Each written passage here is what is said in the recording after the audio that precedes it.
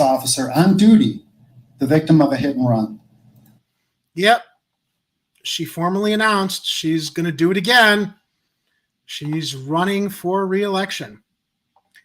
Good evening, everybody. I am your host for the evening, Jerry Vasilatos, here for our Friday night edition of Chicago Corner. I welcome you all to the show. I'm looking at the live chat right now. I see Miguel H. I see Kira Elliott. I see Kathy Powers. And I want to introduce our co-host for the evening before we go into the WGN story on Mayor Lightfoot's announcement to rerun, so we can see a rerun of her failed leadership. Mr. Kid Cabello. Salutations. Taking over this Tuesday, Kira Macoun. No audio, Kira. Now I'm on. Hello. Hello, Kira. And Greetings. our moderator and insightful commentary from Ed Heller. Hi, everybody. Maybe we can ask Jerry to play that clip again, because I don't think anyone actually heard it until you turned your camera on, Jerry. Oh, wait, are you saying the Twitter didn't play back? We didn't hear the video. Oh, geez. I'm sorry. Here I thought I was being all we heard the back end of it as soon as you turned your camera on. I'm not sure what happened. All right. Sorry, buddy. All right. So I did. All right. Okay. More technical difficulties from Jerry. Here we go. Every time you have a press conference, you say crime is down. The economy is booming. Well, that's not true, but Which part? caution, sir. Across the street, we had a police officer on duty, the victim of a hit and run. We have Michigan Avenue, the magnificent miles now referred to as the Mile of Fear. The water tower place has thrown the keys back to the lender. They say they don't want to be in Chicago anymore. Real Chicagoans are asking me, how could you possibly even consider running for re-election as mayor of the city of Chicago after all the harm you've caused? Well, I disagree with you fundamentally, and I don't think I need to address any and dignify your comments 1 second further. Except you just did. Her voice was shaking there, man. Those are dagger eyes. What you're seeing right there. Yep. She's like, "Oh, you son of a." Well, let's get to that. Was a week. I think it was a week ago. From WGN Today. Let's hear what's going on. As Kit likes to say, what is going on? What is going on? 9. Good evening. I'm Micah Mater. And I'm Ray Cortopassi. The race for Chicago mayor heating up tonight.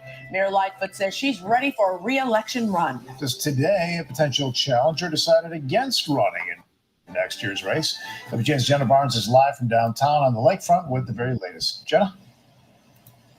Ray and Micah, Mayor Lori Lightfoot's office confirming she will run for a second term. On the same day, Congressman Mike Quigley announces he won't run for mayor. It's the worst kept secret that this was going to happen. UIC political professor Chris Mooney says there's little surprise in Mayor Lori Lightfoot confirming she plans to run for re-election, although she hasn't made the official announcement yet.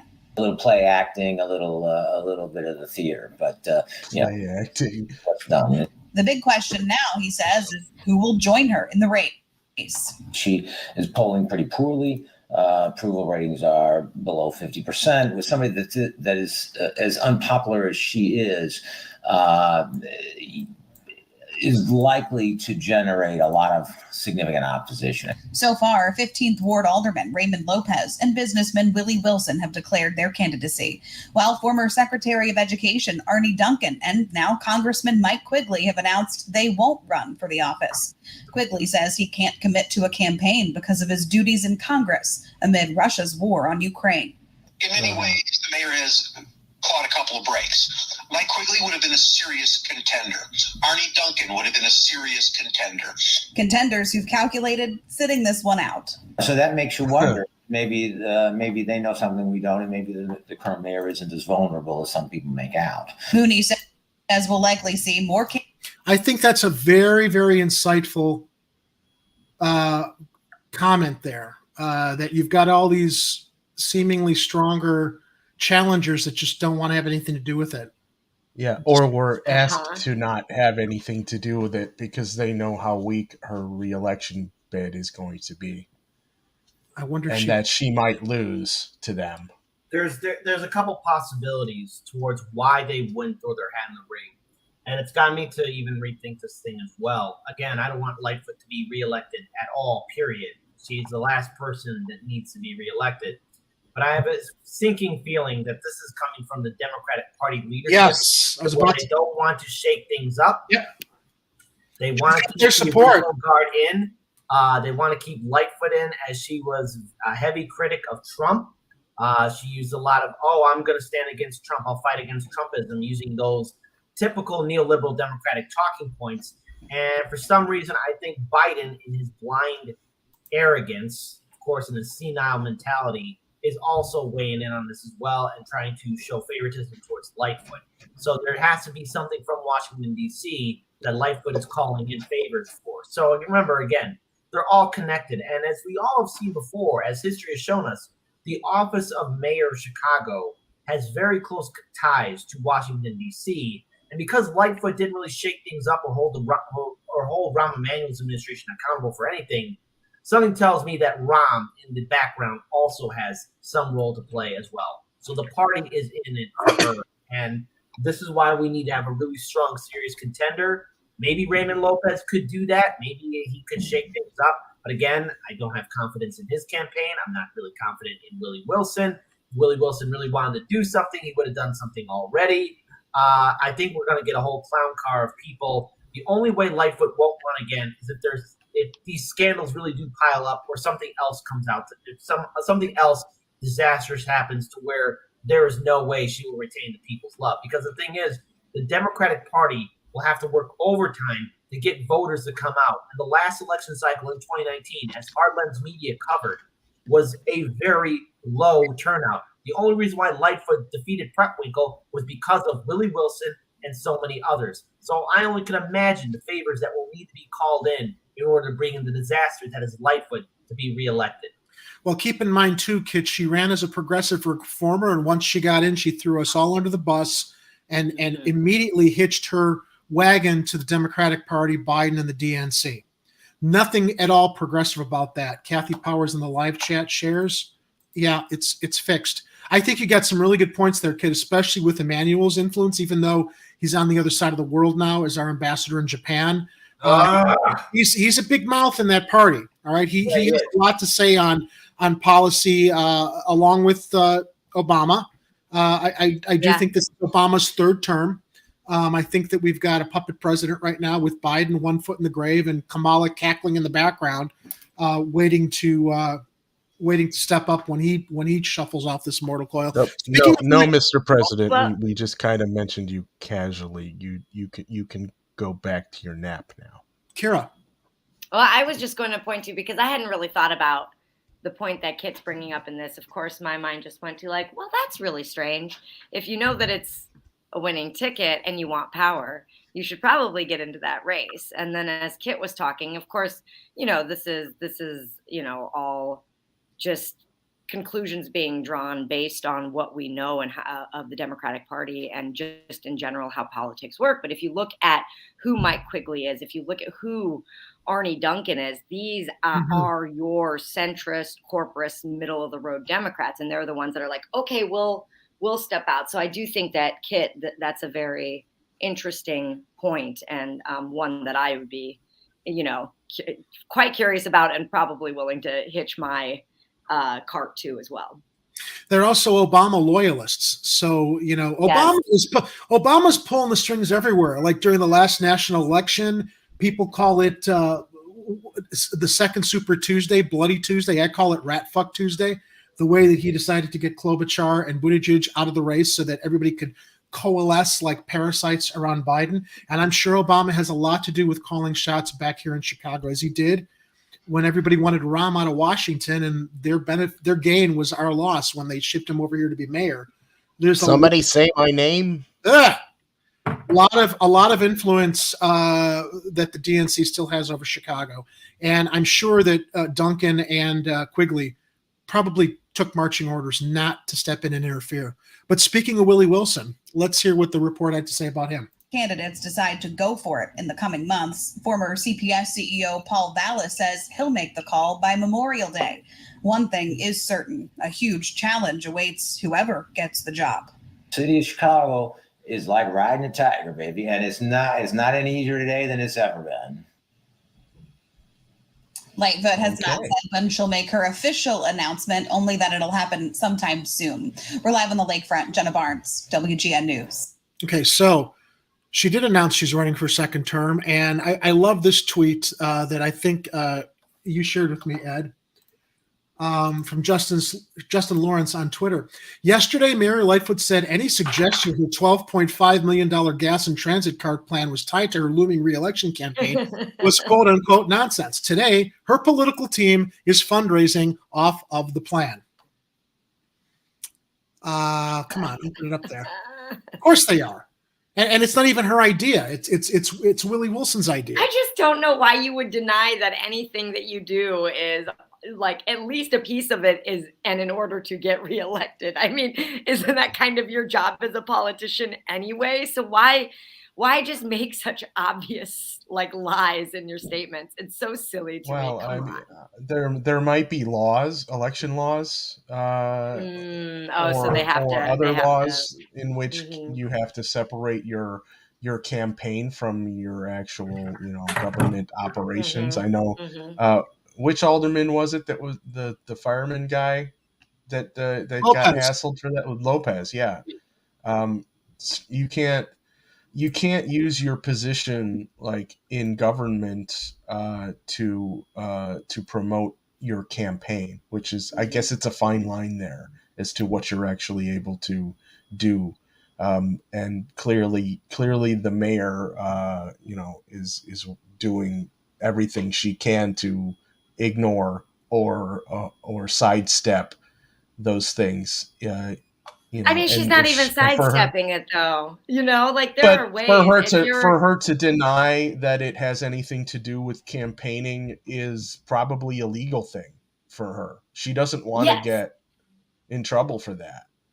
Yeah, I mean, and I just think that there are sharper ways to go about speaking. And I just don't think she has it. I just don't think she has the charisma in general to be able to just be a little bit more. She doesn't have the calmness to think it through. I mean, she bursts. Yeah. There's just like, no, it's not for reelection. I mean, you can say like, hey, I'm here to help the people. Yes, absolutely. The people are the folks who put me in office. So I can completely see why you're drawing those conclusions.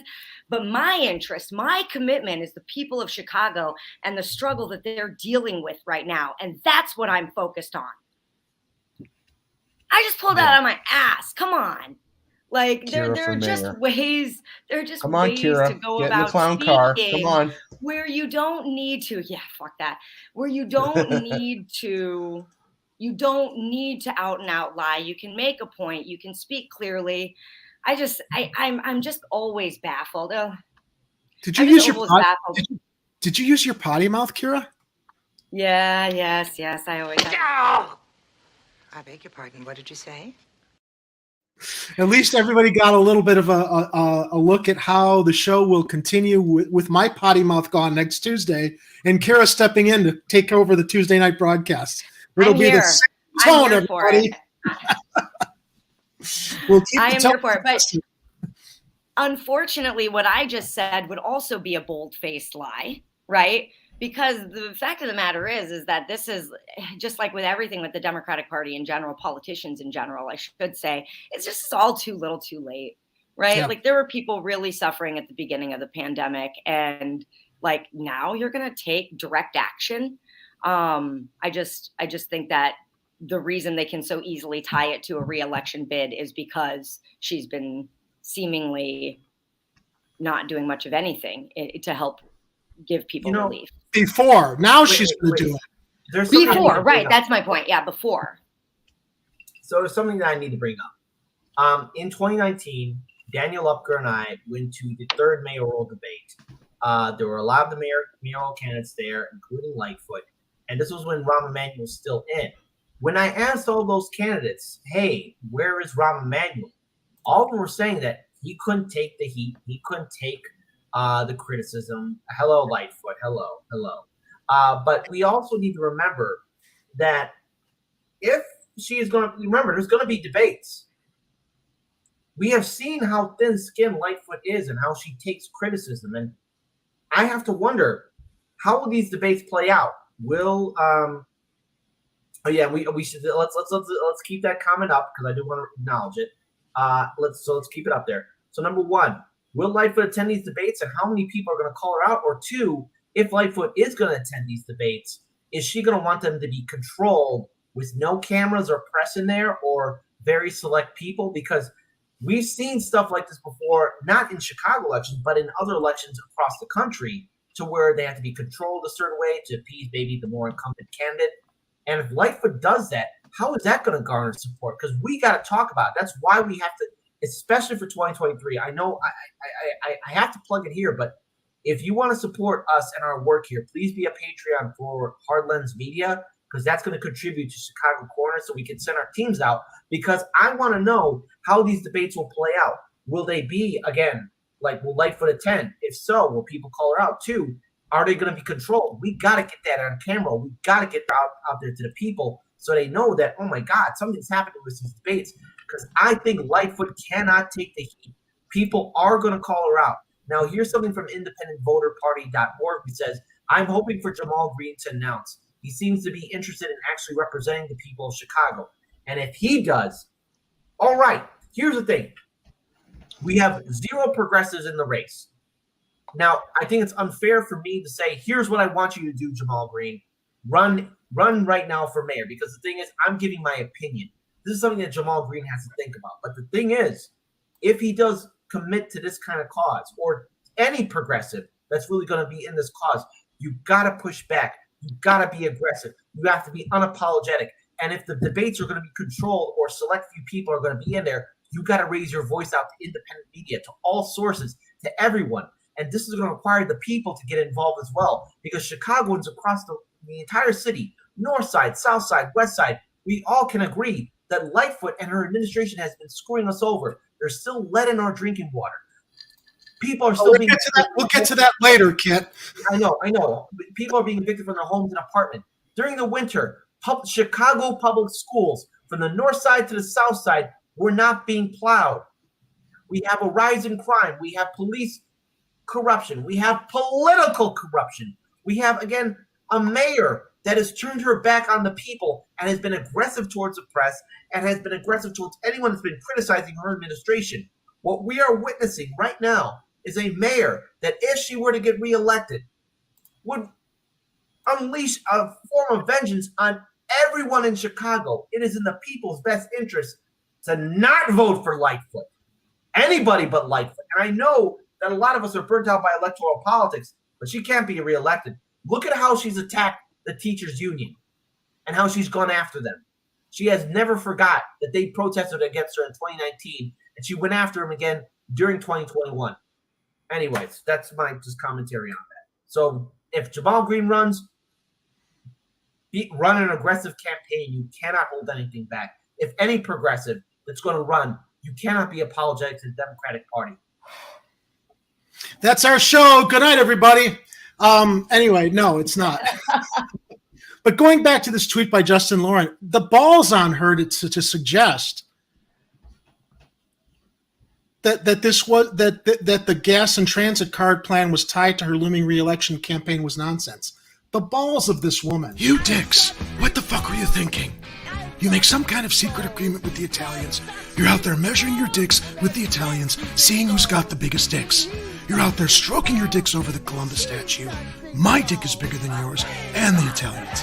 I have the biggest dick in Chicago. That's what I've heard. Hail to our patron saints, the Blues Brothers. That's hilarious. Well, I have not seen that video before, so. Well, while she claims it's not a stunt, hey, everybody, why not take advantage of what she's trying to do? And guess what? You don't even have to vote for her. Here's the information.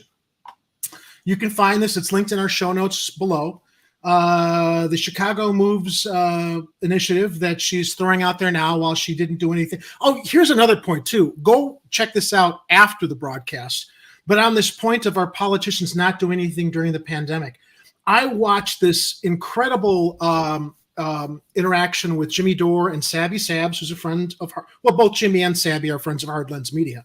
And Sabby was talking about how it really struck her last year as she was watching dead bodies being brought out of her apartment building in New York City, and no Medicare for all, no health care for all, how completely and utterly our leaders just don't give a shit. If there was any one moment that Sabby saw that really drove it home, they don't care, except when it's re-election and people like Lightfoot are rolling this out. So let's talk about this program real quickly so that people can take advantage of it. The Chicago Moves program. It's a financial assistance program providing $12.5 million in transportation relief to Chicagoans in need.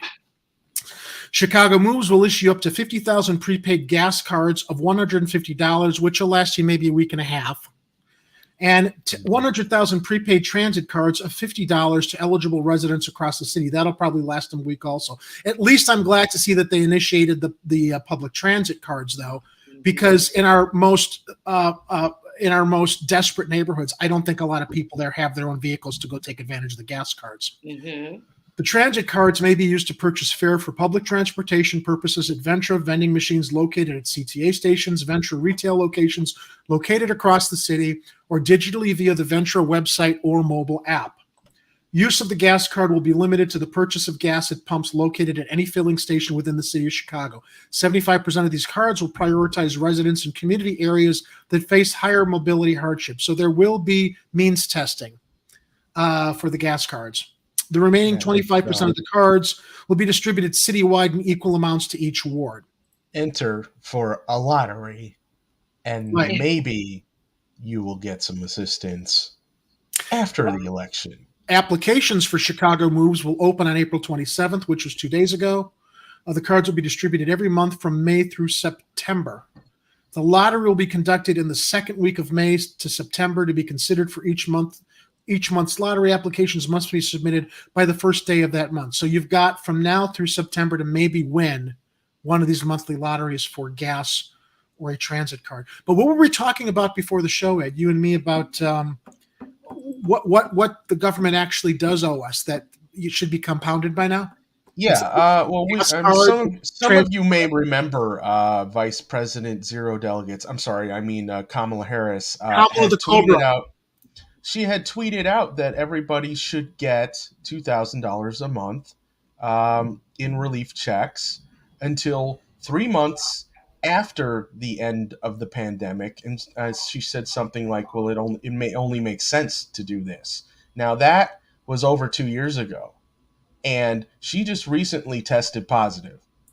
And so it ain't over. She tested positive. And so what's the math on that? How much money is that? What, over $50,000 that they owe every single American? 50,000. How much are they just deciding that they want more in billions of dollars that they're going to be sending to Ukraine? And they're not giving us health care, not even basic Medicare for all, which Joe could do by signing a document with the stroke of a pen.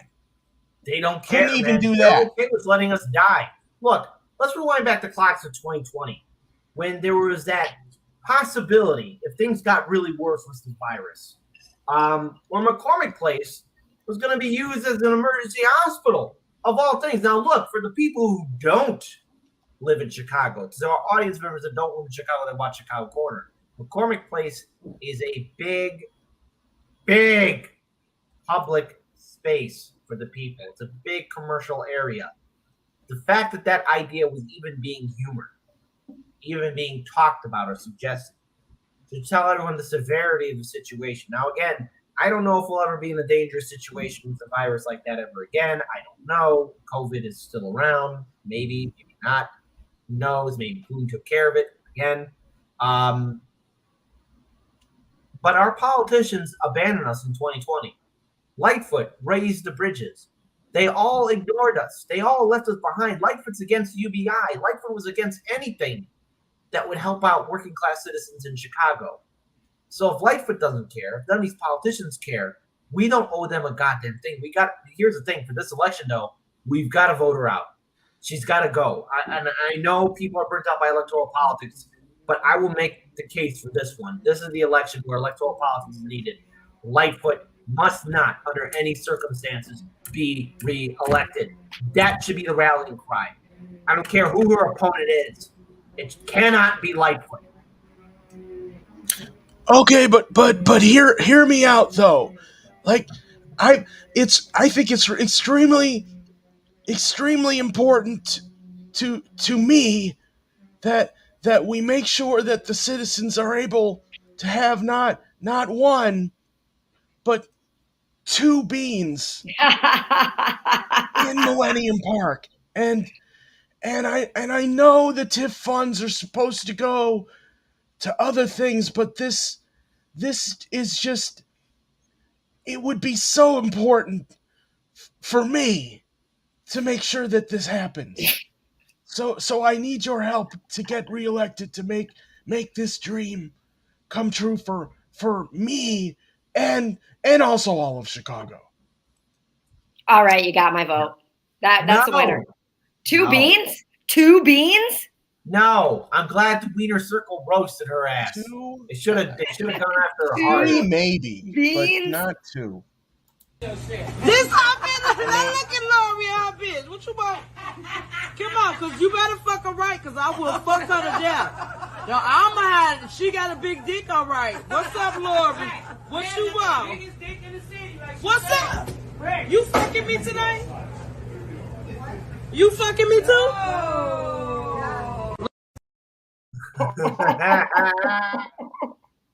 Oh, Kira, that's right. Kira's never been to the We're Wiener good. Circle. It's 8 p.m. She's never been Chicago there. time, right? Okay, yeah, we're probably okay. Hey, how long ago? Yes, 8 p.m. How long ago was it that Kamala got diagnosed with 0 delegates? Oh, couple days. No, wait. No, it's 0 delegates. Thoughts and prayers. Such a good. Oh, you fucking me tonight? Are you fucking me tonight?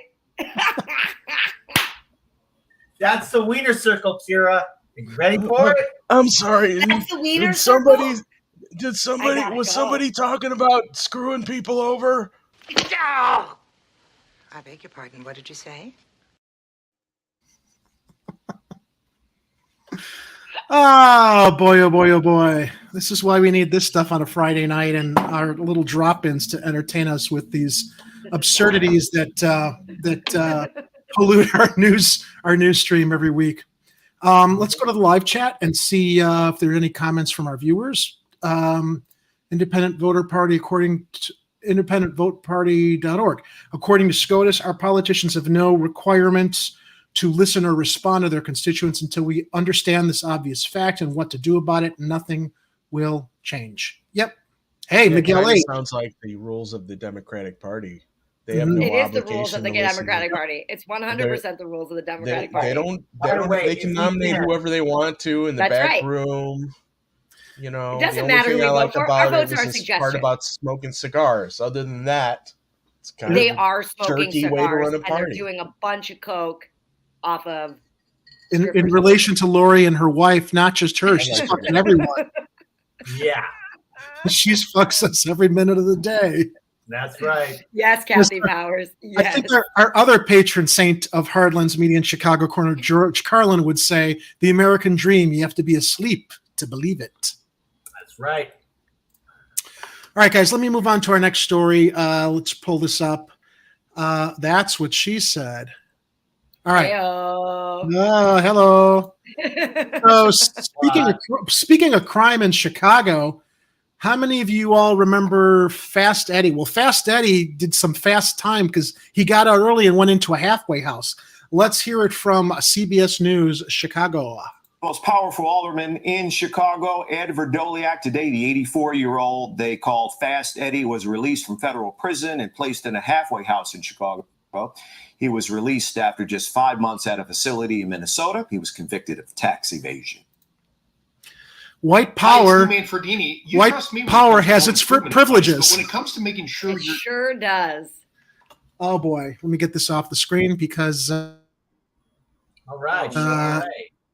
They're not sponsoring us though. Instantly, they went to a commercial. Guys, let me pull it up. No, they're not. Every time, yeah, there we. Well, all right. The board is a little bit slow. This is how we're making our side money. Thanks, Chevy. Well, speaking of side money, tonight's episode of Chicago Corner is brought to you by Flavor Improving Mugs, the mugs that improve flavor. So let me go to the Tribune article as reported today regarding Verdoliak's release by Jason Meisner. He was released early from federal prison after serving about 5 months of his 18-month sentence for tax-related conviction. Now, what if that'll happen to Daley Thompson, who's also being indicted for tax fraud? Verdoliak had been housed at the federal medical prison in Rochester, Minnesota since late November. As of Friday, his location was listed on the U.S. Bureau of Prisons website at a halfway house in Downers Grove. Given Verdoliak's age and ill health, it's likely he's serving out the rest of his sentence on some form of home detention. Though still under the jurisdiction of the Prison Bureau, his sentence is scheduled to conclude in March of 2023. A spokesperson could not immediately be reached Friday, and Verdoliak's attorney did not respond to any request for comment. Now, we all know Verdoliak was one of the most powerful aldermen in Chicago and led the council wars against Harold Washington when he was alive. And that was a lot of racial divisions in city council. That's what it really all came down to. A lot of white aldermen didn't like the fact that we had a black mayor. Verdoliak, a former Chicago political powerhouse and twice convicted felon, so of course he's a former city council member. Two times. Yep. Right? Reported to prison on November. It's a prerequisite, isn't it? I think so. Reported to prison on November 30th to begin serving his sentence stemming from millions of dollars in legal fees he and a colleague reaped in the state's massive settlement with the tobacco companies in the 1990s. In January, just a few weeks after his arrival, Verdoliak's attorneys filed an emergency petition asking U.S. District Judge Robert Dow to order his release, citing the former alderman's advanced age, rapidly declining health, and susceptibility to the surging Omicron variant of COVID-19. I'm sorry. I don't have any sympathy for this jag because we know what he got caught on and just spent a little bit of time on is the tip of the iceberg for all the shit he didn't get caught for and thrown in jail a lot earlier when we didn't have COVID. So for everybody who's worried about, oh, poor old 80-plus-year-old Verdoliak, he did some time, he's older, we don't want him to die in prison. I don't give a shit. Make an example. Make an example of him. Yeah, he should be in jail. He broke the law. If a random civilian did what he did, they wouldn't see the light of day. They wouldn't give a damn. They'd just say, oh, well, you're in jail. Drink your milk, drink your prison chow, and eat your prison chow and drink your prison chow. But probably so then he didn't go to jail. He self-surrendered himself to a federal medical center in Rochester, Minnesota, so that he could get 24-hour nursing care during his time and access to Mayo Clinic. Top-notch medical care. Top-notch medical care, Kira. Yeah, I And think then I think the story he couldn't even I serve read. the 18 months there. It was only 5 months. Okay. I read something about him having some kind of head injury that was causing some issues. So that might explain some of the early I didn't release see stuff. anything about that. So like you were talking earlier about Patrick Daley Thompson, he's probably going to serve a much longer term.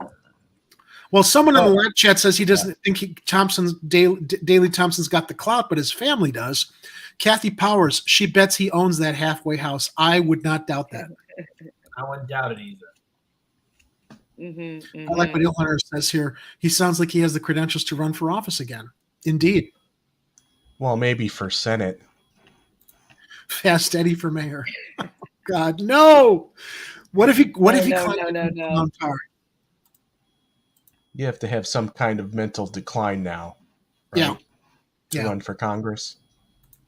All right, guys. So for certain, I mean, again, speaking of prerequisites, a little bit of mental decline goes a long way in the presidency, presidential and and senatorial runs. Yeah, totally. Somebody seen my what was I looking for? You know the thing. I laugh The out thing. on the outside, but I'm crying on the inside is what's going on. All right. So in light of all this bad news, I've got a little bit of good news for y'all. We've been waiting a long time for this. And Illinois Facebook users, your $397 privacy settlement check is coming. Woohoo! I'm rich. It was delayed because some people filed an appeal wanting to go after more of a punishment against Facebook. But that appeal, I think, was denied. So the settlement funds that have been put aside for everybody else are finally going to get dispersed. The wait is now. This came to us from Robert Chanik at the Tribune last week. The wait is nearly over for $1.6 million Illinois Facebook users who filed claims in a landmark $650 million biometric privacy settlement. Their $397 check should be in the mail beginning May 9th, according to Chicago attorney Jay Edelson, who brought the lawsuit against Facebook 7 years ago. Oh, that's like a week and a half. Yeah. Do any of you guys have more than one personal Facebook account? I have one. I have pages, but just one personal. So basically, so what? We're all going to get 300. Well, you had to file for it. I think 2 years ago when this. Yeah, they sent out a class action thing in the mail. You had to sign up and file for it. You had to identify your personal Facebook profile. I have two. And then to be part of that class action and wait for it to settle, and then the tech checks would be dispersed. So I'm really curious, though, because I did identify I've got two personal pages if I'll get two checks or just one check. The reason I have two is a backup for when Facebook shuts the first one down for bullshit that shouldn't be censored or shut down for. That's what it's there for. So I really just have one account. The other's just a backup for when, the troublemaker here always gets shut down or suspended for, I don't know, a couple days or weeks at a time. Nuts. Oh, well, all right. Go for the people who are going to get $397. I think it should go to everybody, but why not? Yeah, I think and there's a Google settlement too, isn't there? Yes, I saw that last week also. I don't remember how much that people were going to get out of that one. I think it's less than Facebook.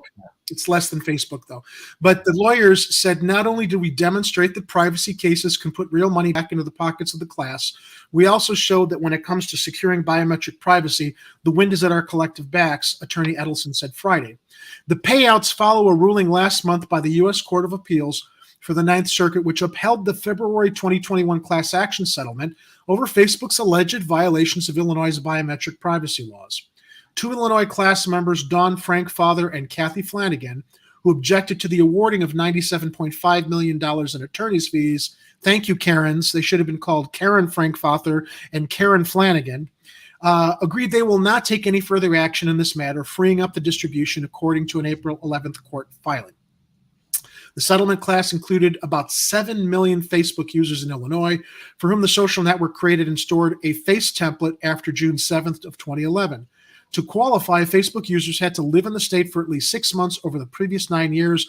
More than 1 in 5 eligible Facebook users filed a claim by the November 2020 deadline. So there was, as with any class action kit, if you're notified, you do need to go sign up for it. I don't know why they don't include everybody in Illinois, but I guess the law dictates you actually have to identify yourself for whatever the formalities are. Well, and then also if you don't file, then you have the option of suing them separately. If you file with the class, then you have to go by whatever that ruling is. The settlement, the claim form included name, address, and preferred payment method. The claims administrator plans to begin mailing checks May 9th. Edelson said electronic payments will go out in mid-May, and if any transfers are unsuccessful, a check will be issued to the claimant after 30 days. Class members who successfully filed online received an email confirmation upon submission. Most people who got a notice and submitted a claim were approved. So hopefully everybody in our viewing audience submitted themselves for that class action, and you'll get $397 that makes up a little bit for the money you didn't get from Sleepy Joe when he reneged on the $1,000 we were all supposed to get and only sent us $600. Although it's not Facebook's responsibility. First, they gave us under Trump, we got $600. Yep. Under Biden, we got $1,400. but he promised 2,000. Promise of 2,000. Listen, Jack, you guys want to vote for all my Dems in the midterms because we're gonna give you that $2,000. But was it 1,400 or 600 that he issued? I thought he issued. Now it's student No. So here's what happened. We got the 1,300 under Trump. Right. We got the $600 under Trump as well. Okay. When Biden was in office, there was a promise by the He Biden promised two. administration of $2,000, but they stiffed us. Right. They gave us $1,400 because they said the $600 is the first down payment. Right. Which is a stupid excuse. Although the because they tape said showed differently. They said freaking $2,000. You got to add 600 to the top of that 50 grand that Kamala owes us. Yeah. They promised us goddamn money. If she shows her face again soon.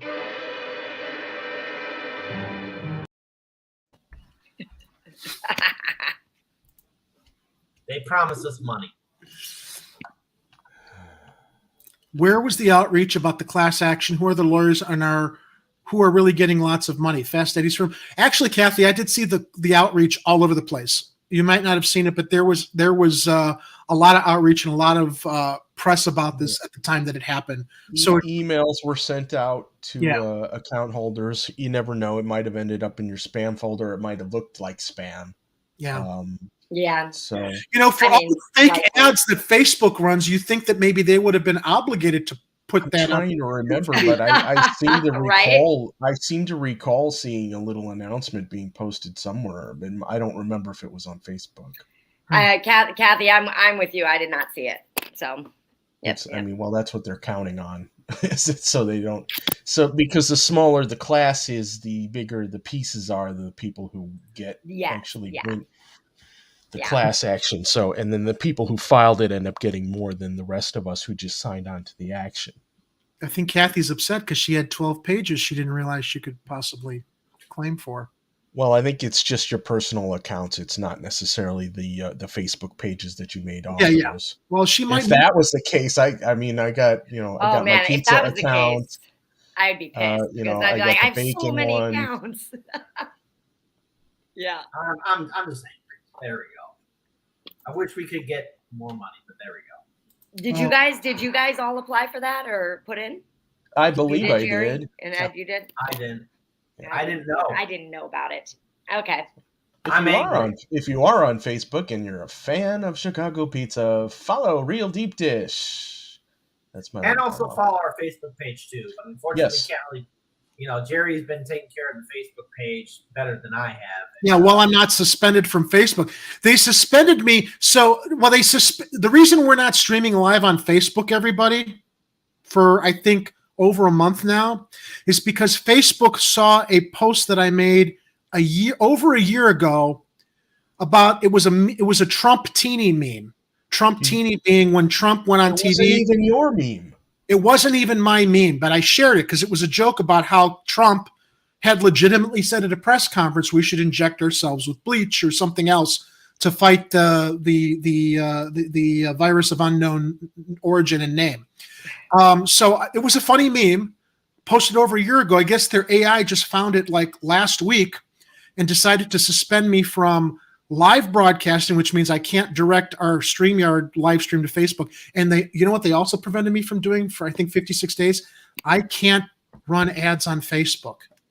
As if I would give these fucks any money for all the bullshit that they cause all the time, suspending accounts and censoring people over nothing. Meanwhile, I got to tell you, I saw in my feed, I will just describe it. For all the stuff that they censor people for, apparently somebody had no problem posting an image of an Asian couple, woman in the foreground, guy mounting her from behind, and I forgot which page this was on, but it showed up in my feed, and I'm just like, I guess that's allowed, and it was a porn image. No censoring, no nothing. It was just there, and I'm like, and you're going back a year to find my meme about Trump's bleach injection joke. Meanwhile, this stuff happens. They run ads for I mentioned this on a previous show, the Medieval Torture Museum downtown, with all kinds of graphic imagery to get people down there to go see their torture museum down next to the Chicago Theater. fake ads left and right where they bait and switch you. They show one item and it's too good to be true. You know that it's an expensive item, and invariably they're going to send you some kind of a knockoff item that's like cheap nothing. That's the stuff Facebook runs, and that's the stuff Facebook will not censor. While humor, memes, actual legitimate conversation and discourse, that's verboten. Anyway, that's why we're not live streaming on Facebook right now. We can only put announcements there to come to YouTube or Twitter to watch the live stream. No. All right, so here's unfortunately, although we brought you that good news, a little bit of bad news, especially for our neighbors in the South Side neighborhoods, especially Englewood. I'll play this report that comes from CBS News Chicago. Whole Foods is announcing plans today to close 2 Chicago stores, one by DePaul, the other in the Englewood community. The store in the Englewood community opened just 6 years ago in a brand new state-of-the-art facility here at 63rd and Halsted. The city of Chicago spent millions prepping that land for development. CBS Under Emmanuel, I Carolina think. joins us live. Tara, this is a big hit to the community. It sure is. Jim and Erica, this Whole Foods really means something to people who live here in Englewood. It's the only healthy option in this area. It's the only store like it in this area. So with it leaving, the community that was so proud to welcome it here just years ago is left asking, what's next? The Whole Foods grand opening in Englewood looked more like the scene of a concert, big game, or mass giveaway back in 2016. Sounded like it too. I am so happy this morning. I got up at 5 o'clock to get here. It feels awesome. It is a dream come true. But if you're still watching this, wondering why a grocery store closure is a news story, there's a whole community here not so happy to tell you why. The news hit hard here today. I am shocked that they're closing. The first store like it on the city's south side, this meant something to the community. A community that at the time was living in a food desert. It's already a big loss. Katrina Faulkner was here on that big opening day. She walks here to And it's going to go back to being a food desert, I think. shop. Her friends walk here to work. She says while it's nice Whole Foods is willing to place Englewood employees in other stores, it's not that easy for everyone. And those that don't have cars and really a lot of transportation, it's harder. But we looked at it as a long-standing relationship. That's community leader Aisha Butler. She told us there are other grocery stores in the neighborhood now, but still. We have very, very limited access to smoothies, to fresh fruit, to a bright lit store. This is one of 6 Whole Foods stores closing nationwide, one in Lincoln Park, following what the company calls a regular evaluation of performance and growth value of all of their stores. Expected to close in Translation, they weren't making enough money despite the fact they're sorely needed there. the coming months. And despite all the money that Rahm Emanuel's administration gave them to make this happen to begin with, all of the incentives and all of the other aid that they gave them so that it wasn't that expensive for them to set up there. That's right. Yeah. So, And at the same time, Jerry, they're opening up a brand new 66,000 square foot Whole Foods in River North. Oh, really? Yeah, I just sent I you know a what link. happened here. I know what happened here. Here's what happened. So here's what happened. It was very clever by Rami Boy. This is how much of a scumbag he is. Him and the people who run Whole Foods, including you, Jeffy Bezos. That's right. So here's what happened. Rahm Emanuel and his fantastic friends and everyone connected to Whole Foods built that store in Englewood as not only as a write-off probably for Whole Foods as a way of, oh, you're giving back here, but it was a way to show them that, okay, we got this land and real estate. They got people to go there. But the thing is, did those prices ever go down for the working class people in that neighborhood? Because let's face it, Whole Foods is a little pricey. I think we all can agree with that. Whole Foods is Full paycheck is what it's known for. extremely pricey. So they let it stay there. They let it grow. People got accustomed to it. And then what happened? They pull it out. By pulling it out, they're kind of doing what to a lesser extent was a public school. When they shut down a public school, they're going to cause people to leave because that was their closest place where they can go. If there's anybody who needs to be destroyed by Godzilla, it should be Rama Man. There you go. It happened because it happened on my watch. Thank you, Godzilla. That's pretty good. Godzilla, you need to do that. Please do that, Godzilla. I'm okay. Mm-hmm. Yeah, so that's what probably happened. Yeah, let's just finish the rest of the news report here and see what they also share about that. Place, a bigger question when you consider how this came to be. The land this mall sits on used to be city property. The city spent $10 million in TIF money to prepare it for construction. City's gonna take it back. Spokesperson for Chicago's Planning and Development Office, quote, approximately 5 acres were sold to the developer of Englewood Square for $1. DL3 Realty developed this mall. I talked to the owner of that realty company, Leon Walker, on the phone earlier today. He told me he's optimistic another store will fill that Whole Foods space, and he calls all of this a good opportunity for the neighborhood. Reporting live in Englewood, I'm Tara Molina, CBS 2 News. Tara, thanks so much. What a glass half full kind of guy, huh? Yeah. At Amazon, hourly employees It's a good opportunity. No. Now here's the article that Ed shared with me, and I haven't had a chance to read it, but let's open up. I don't know if there's video with it. There's no video. There's that photo at the top, and then you got to scroll down to the part where it says River North because it's like it's a rundown of all the things that are happening in Chicago restaurant stuff right now. Got it. Well, but you pretty much encapsulated, where they do see opportunities now. Yeah, well, I mean, After if you being were to given take the median income of folks in Englewood versus the median income of the folks in River North, I think that would answer your question as to why they're relocating a Whole Foods into that area. Yeah. And we know what happens when people are, forced to live in a food desert, people leave like we were just talking about, but those who cannot leave just to have less opportunity for actually healthy food, which then will impact their health. And we know that we're not supported in our healthcare in this country. And so it's just this incredible downward spiral. So I do hope that another store fills that location, but I don't know if you guys have the relationship to your grocery store the way that I've always had a relationship to the grocery store in my neighborhoods, but I count on them. I know them well. I go there for very specific items that I've grown accustomed to enjoying. And, this sort of thing really throws a wrench into people's livelihood. And then, thanks, you're going to relocate me? Awesome. Well, I don't have a car. So how am I going to get from my walking distance job here to another location? Yeah, I mean, and this is, at the end of the day, this is how our system is set up to work. And I always find it amazing that when you compare the shitty processed food being more affordable to people than the healthy vegetables and fresh food. I mean, not that I go there that often these days, but I remember back in the day when I had bad eating habits and I'd go to McDonald's. A salad at McDonald's costs more than one of their shitty hamburgers. And it's like, clearly a salad, if you want to eat healthy, it costs more money. Mm-hmm. People are being poisoned because they can't afford to eat well because of how overpriced the healthy food is. Also, hold on. Kathy Power says something here. Yep, you still have to pay for those TIF taxes for at least 15 more years. Give it back. Get a gas card in the lottery.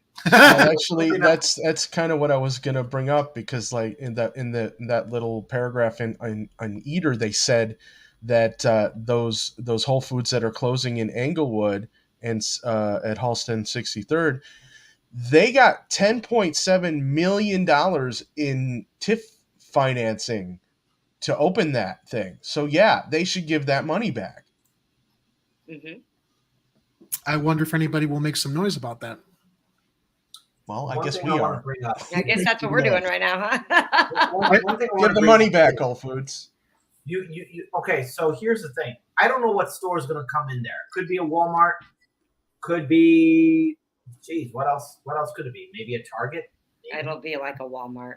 Probably be a Walmart. It'll be a Walmart. I mean, unless there's already one in that area. I don't think it'll be a Costco or anything like that, but it'll probably be a Walmart. And if not, it'll become a desert area, it'll become abandoned. You want what's going to happen?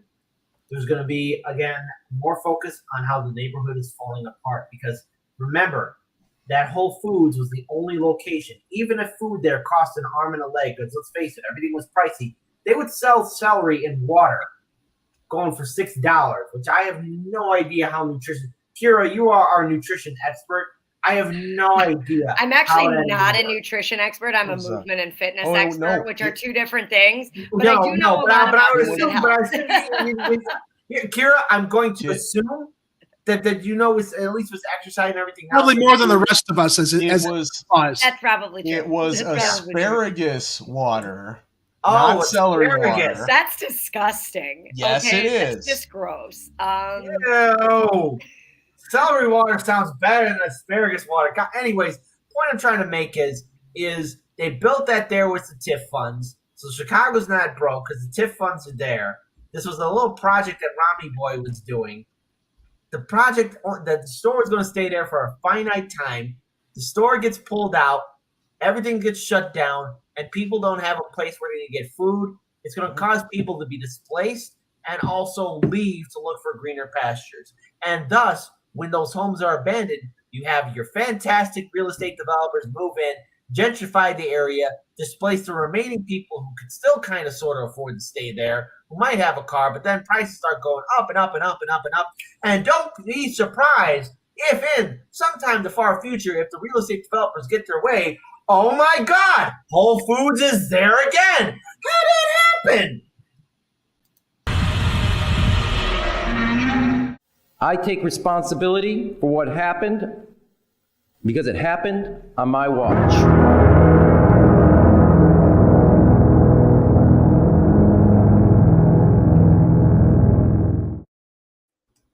God, I really No, I'm fine. I'm fine. Godzilla, if you Just ever a scratch. existed, I need you to go to Japan and single out Ramen Man. Do that favor for me. It's a favor. All right, let's get into our next story. We mentioned earlier in the show lead in the water. Oh, gotta go. It's Groundhog Day. Another story from CBS News Chicago. A staggering number of Chicagoans are drinking dangerous lead-laced water. The CBS2 investigators have been uncovering the problem for years as part of our Getting Hosed series on bad water bills. Federal money is on the way, but That's CBS2 funny investigator Megan Higgy is digging into how Illinois might be getting shortchanged. Bad data. High lead levels in water is a serious problem here in Chicago, but the problem isn't here. It's in the lead service lines that might be bringing that water to your house. The Metropolitan Planning Council says Illinois isn't getting its fair share of the federal money needed to fix that. But actually through that last, 20 to 30 feet between the water main and your home. Justin Williams with the Metropolitan Planning Council knows Chicago's lead pipe problem well. Chicago has nearly 400,000 known lead service lines, which is more than any other city in the country.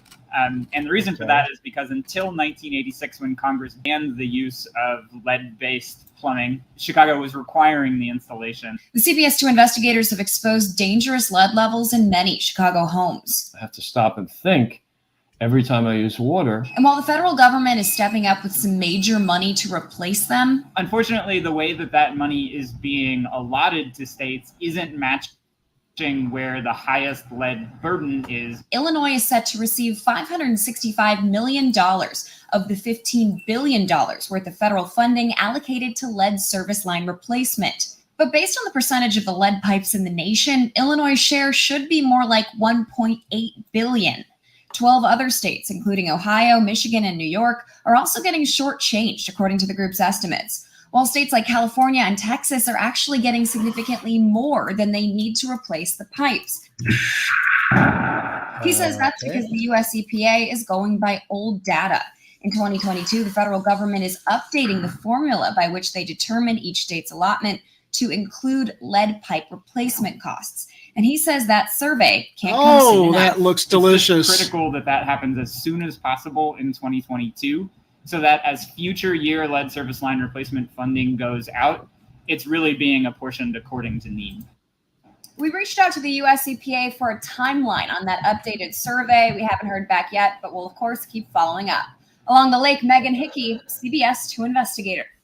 The needless gridlock here is infuriating. If they need more money to replace the pipes, then ask them how much and just do it. Yeah. Can I, Jerry? Yeah. I know we're still doing the show. I'm so sorry, but can I just share this video with you guys? Just I think you're going where I was just looking for. Does it start with O? No, it's not. It's Okay, go ahead. Something that Daniel and I did. I put it in the private please. chat. Go ahead. Good. It's in the private. Okay, chat. pull it up. You'll see. I was looking for something else, but we could put this up too. This one's okay, because here's the thing: there's lead in our drinking water, but there's so much more, and nothing fundamentally changed. And this video came out August 14th, 2018. It's on our Facebook page, but it's also on our YouTube page as well, folks. If we can, you can just play maybe 3 minutes of it, please. We'll play it. Let me give it a moment to cycle and make sure there's no commercials. With Thomas Frank. Yep. Okay, stand by. This is a documentary we did in 2018. And it's in Indiana, but it's a Chicago goddamn story, too. You're drinking it. Here we go. Everything you're seeing right here, that's all East Chicago.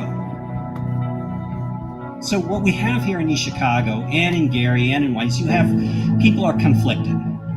People are boosters for industry because that's where they used to work. They've lost a lot of jobs. People are starting to talk. They're starting to share about their health concerns. Prior to this era, people were silent. They were suffering silently.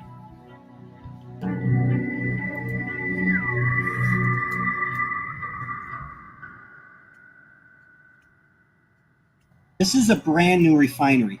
So recognize that in this contemporary age, we built a brand new refinery right across the street from a National Historic District. And now that facility is in the process of tearing down the National Historic District. That's something that America needs to know. This is something that they are doing, America is doing. In the 1970s, East Chicago was known as Steel Town. We employed over 70,000 people in steel and steel-related jobs. Today, we employ less than 2,400 people. And steel production has continued to go up ever since. Steel is no longer the big employer of East Chicagoans. In fact, most of those jobs don't even go to East Chicagoans. Most of those jobs go to people in the southern part of the county or in Chicago. These are middle-class jobs that make over $70,000 a year. They don't live in this community. They wouldn't put their families at risk because they know the risk in the facility. Today, the biggest employer of East Chicagoans is a casino. And that tells you where we've gone. And that's been a huge problem. The service industry does not support viable economic base for the community. Lake County, where East Chicago is located, ranks always in the top 10 for industrial releases into the atmosphere. And that's entirely attributed to BP, ArcelorMittal, and U.S. Steel, all of which are right here on the lakefront and clustered right in or around East Chicago. A lot of the discharge up the stacks, they're in a way slurring it. You know, there's often where you slurry it in the pipes that discharge into waterways. But they're also slurring it with water vapor. So they're pumping water vapor into these stacks.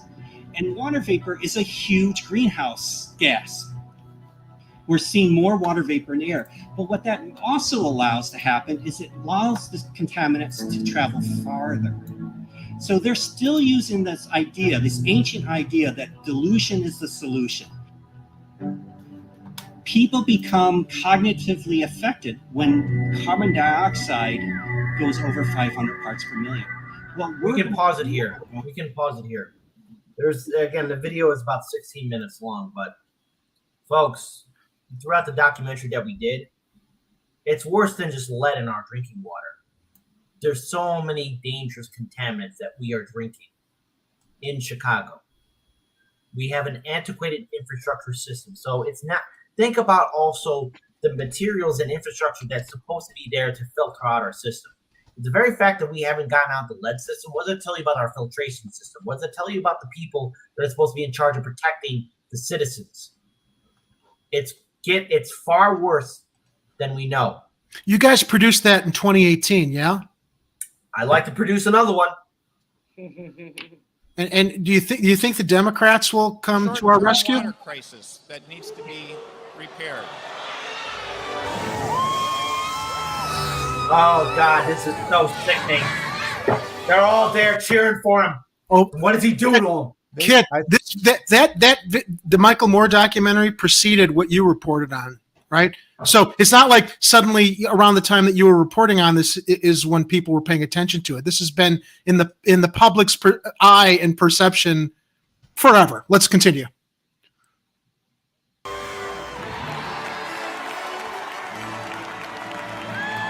Thank you for caring for us, Obama. Thank you for caring for us, Obama. Let's say Democrats. Recovery is everybody's responsibility. Somebody got a glass of water? And I'm going to make sure that responsibility is met. That's why I'm here. Not just he should be wanting that not just in Flint, but all over the country. But I digress. Okay, no, this is not Flint water, but you know. And I see you and I hear you. No, Eleanor, wait, can you pause it? Can you pause it here for a second? I'm sorry, Jerry. They weren't brave. Well, they were hopeful, Ilhan. They were hopeful. Didn't realize they weren't brave. Realized he was gonna. They had hope. They had hope. They had hope. This is one of the moments where Barry showed us who he really was. I think that this was probably the defining moment where Barry showed us who he was. They had hope. That's right. That's right. Can I get some water? Yeah, that's right where it went. Look at them. Their mouths dropped. Like, I can't believe he just said that. It's not a stunt. I don't normally do stunts, but Everybody settle down. This is a feisty crowd. You son of a bitch. Thank you. I really did need a glass of water. This is not a stunt. Sure it isn't. Sure it isn't. What? He wet his lips. He did not drink it. He didn't sip it. He wet his lips. There was an audible gasp in the audience. People were just like absolutely dejected. Why would you do that? I am sure that somewhere when I was 2 years old, I was taking a chip of paint. Oh my God. Tasting it, and I got some lead. Yeah, that's like talking Keep about. digging, man. I didn't wear a seatbelt and I'm fine. It's like, but there were tons of people that died. Backstage, the president, sitting at the table with the criminal governor, decided to perform his stunt all over again. You know, generally I have not been doing stunts here, but you know. That's Except not for the what other I one. expected. That's what Snyder did. It felt like he minimized like what people are actually going through and struggling with. If you were It's not actually like he led did that. president, Nope. He did that. You would not That's be exactly president. what he You would did. be janitor Barack Obama. Yeah. That's what we are up against. Then, before then, and now. So when we read this story about, we're not getting the funds that we need because some data was off, when we know that there's a pressing health problem, fuck the data. Who gives a shit? We know there's a problem. Send the goddamn funds. You've got the funds to send over to Ukraine. Okay, not that that's not a humanitarian. I mean, not to go off on a whole other tangent. I don't know, Jerry. I don't think we can send those funds to Ukraine. We got to figure out how to pay for it. We need to do some economic studies. We need to find out what the budget's going to be for that. My point is they're not wasting. Yeah, they're not wasting any time when they got to send it over there. Whereas now this data is preventing us from taking care of our own people with the water supply over here. I'm baffled that this is even still a conversation, especially with everything that had been going on in Flint. However, many years ago, well over a decade at this point. Well, over a decade, and during a 2-year pandemic, we still don't have health care for everybody. Where's the sense of urgency? Here's the thing. Wait. Hold on. I gotta get something off my chest here. Here's the thing. These politicians will not fight for us at the national level. They're not going to give us Medicare for all. So writing a petition to these politicians won't solve a goddamn thing, okay? Asking Ro Khanna or Bernie Sanders or AOC to give us Medicare for all, if they wanted to fight for it, they should have done it when Jimmy Dore was doing Force the Vote, okay? That's when they should have done it. They didn't do it. Everyone needs to realize that these politicians abandoned us. Even good old Bernie. People went broke in 2016 to fight for that man. And what did he do in 2016? I was there at the convention. I saw what he did. He left his delegates. He left his supporters. He left his volunteers. He didn't do it. I assumed and had the audacity to hope that maybe in 2020 things would have been differently. Maybe he could have ran his campaign differently. But no, he let them screw him over again. And when it came down to Force the Vote, I don't care if it was Jimmy Dore saying it. It's DSA's suggestion about Force the Vote. DSA came up with it. Jimmy Dore brought it to the light. And for a moment, even that fat bastard Jake Uger and that little weak bastard Sammy Boy Cedar were in agreement with it. But they probably got a phone call from somebody. Maybe just so they can still have access to the wonderful progressive politicians. But guess what? They still didn't fight for it. We had to keep our powder dry, according to Jake and Sammy Boy.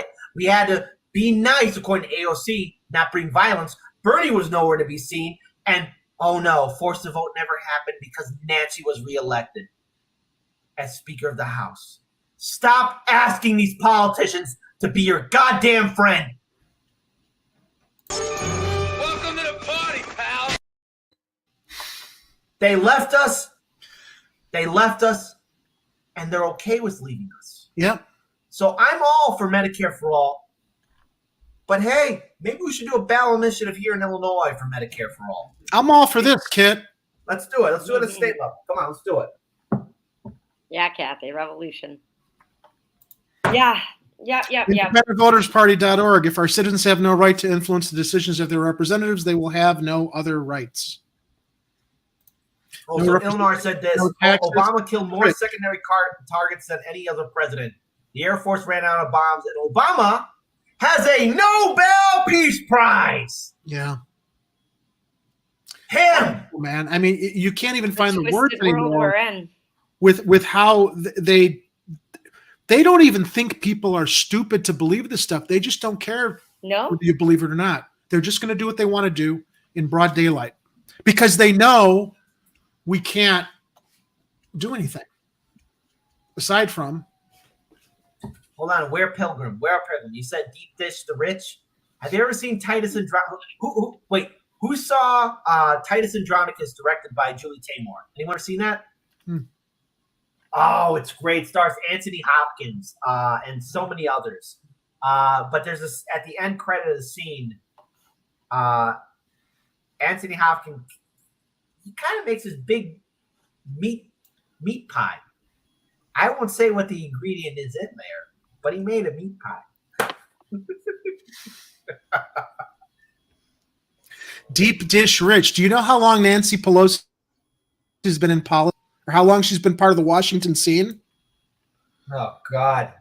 That's a real picture. I know. She was the daughter of the Baltimore mayor, and I have to wonder if JFK took her. Wow. I don't know. Probably. Back into the kitchen after. JFK was a horn dog. Yeah, that's true too. Yeah. Like I said, of all the presidents I dislike, he will always be number one. I know. Oh, you just then comes Woodrow Wilson. Wait, hold on. Wait. Woodrow Wilson, then Kennedy. In a future show, I want to have that conversation to understand all the reasons why, because he's not perfect, but it's interesting to me that you have so much contempt for him, and I'd like to learn more about why. Yeah, I'm interested about that too, because I can list off a few other presidents that I would probably put before JFK as my least favorite. Yeah. Yeah. There are reasons. You want to touch on a few here just so we can have something to look forward to? We tend to lean toward lava-based solutions on this channel. But Woodrow Wilson's number one. Sorry. Then comes. Where Pilgrim, I agree with you. Never find a more wretched hive of scum and villainy. Sorry, Kira. Obi-Wan. Yep. Where Pilgrim said she was kind of cute, LOL, about Nancy, and I said I agree with you. She was cute in that picture, huh? Maybe cute on the outside, but ugly on the inside. Well, back Very then ugly. she was carrying around universal health care signs, remember? Oh, yeah. Was she really? Oh, that's right. They're So all in her was- basement. so but- was Hillary Clinton at one time. I remember when she was leading the charge for universal health care until they fought with the Republicans, and then she became one because it was easier. Yeah. Well, there's more money in it. There's more money in preserving what we have going on right now. Let's not forget the Bush crime family. All right, let's go to our second to last story, and we'll be wrapping it up soon because these last two stories aren't that long. Now, this is something we reported on previously in regards to Bucktown instituting this, but now the citizens in Lincoln Park want it also. And let's not forget, Lincoln Park is one of the more affluent neighborhoods in the Chicagoland area. Amid rising crime, a group in Lincoln Park wants to hire a private security firm to patrol their streets. Isn't it nice that they can afford to hire a private security firm when, despite all the police that are on the streets in the South and West Side, crime can't even go down? There's not even a dent in the murders and killings that are going on down there because they're not taking proactive solutions, right? But, when the crime comes to Lincoln Park, they've got extra money to pay. Oh, yeah. No, for sure. All right. They're tapping the same firm that was hired to patrol part of Bucktown and already patrols another area of Lincoln Park. This comes from Jake Wittich at Blog Club Chicago. Troubled by rising crime, a Lincoln Park group says it's raising money to hire a private security firm to patrol the neighborhood, a move that's sparking concern from some neighbors. In a flyer distributed to residents along Burling Street, Orchard Street, Arlington Place, and Fullerton Avenue, organizers of the effort say that they're planning to hire the private security patrol, asking neighbors to chip in $1,200 per household each year to make it happen. Nice they can afford it. My question is, given how much COVID funds that Lightfoot gave to the police department for overtime and how much of our money she continues to shovel into CPD, why do these people even have to do this? I mean, let's forget about the fact that there's the privilege that they can. Let's focus on the fact that we still have one of the most overly equipped police departments probably in the nation. And neighbors still have to do this on their own dime. Regardless of the questions of liabilities and who's watching the watchmen, as that phrase likes to go. Now, it says it's not clear who all comprises the group behind the flyer, but a neighbor who responded to Block Club's email, Barvett Sifter, declined to answer questions. There have been a number of incidents close to home over the last several months, including armed robberies on Arlington and a carjacking just south of us on Orchard, the flyer states. Now, look, I'm not going to minimize those two events, and I'm sure there are other crimes that happen in Lincoln Park. But look at how much attention is on what's happening in Lincoln Park, where they need Band-Aids, as opposed to the hemorrhaging that's happening on the south and west sides of the city. The flyer goes on to list rises in robberies, burglaries, thefts, and motor vehicle thefts. Luckily, I don't think that there's much of an increase in murders and killings. But the crime statistics previously outlined in a CWB Chicago report are attributed to Chicago Police's Central District, which does not include Lincoln Park. The neighborhood is in the near North and Town Hall police districts. Crime has risen citywide during the pandemic, and North Side neighborhoods like Lincoln Park have seen spikes in armed robberies and carjackings. I don't know that they've seen a spike in murders. However, robberies in Lincoln Park have declined 11.3% since 2019, Block Club previously reported. Meanwhile, carjackings in the neighborhood rose from 8 to 2019 to 19 last year. I think the carjacking rates, though, seem to be going up everywhere. I don't think that that's specific to Lincoln Park. No, yeah, I think that stuff is going up across the city, and also crime is going up nationwide. Yeah. And has been going up nationwide since the beginning of the pandemic. Yeah. The group's flyer said it hopes to address these crimes by partnering with P4, a private security firm with officers downtown and in suburban Downers Grove, to deploy one police officer in a marked vehicle to patrol their streets for 8 hours a day, every day of the year, according to the flyer. Hours will vary and the patrol car will be parked in the area when not in use. P4 security already patrols another area of Lincoln Park. Ed, while I'm reading this, can you see if there are any aldermen or city interests involved with P4 security? Yeah, take a look. And the firm was hired in December to patrol a section of Bucktown. It advertises itself as a trusted advisor for uncertain times. Are there any testimonials from Bucktown residents? Well, they were all I really for it. love P4S. I haven't heard any complaints since they started hiring them there. Yeah. At the time, Mayor Lori Lightfoot said she was very concerned about the Bucktown Group's efforts to hire the security firm. I need to know more about what their specific plan and scope is, but patrolling streets, responding to crime, that's the job of the Chicago Police Department, and they do it effectively, Lightfoot said. Do they? Do they though? I mean, hiring more security. I don't love this idea. I think that it's a very dangerous sounding idea. I would want to know a lot more of like, okay, so who like cops these cops, right? Who's making sure that they're not, doing illegal things themselves? What is their training like? Who are the people that are hired as these security forces? Are they people who are formerly cops? That's probably not going to be a good thing, right? I mean, and then you have the conversation, I think, Jerry, that you had already brought up with it, which is like, where's all this funding going that we're already pumping into our police departments?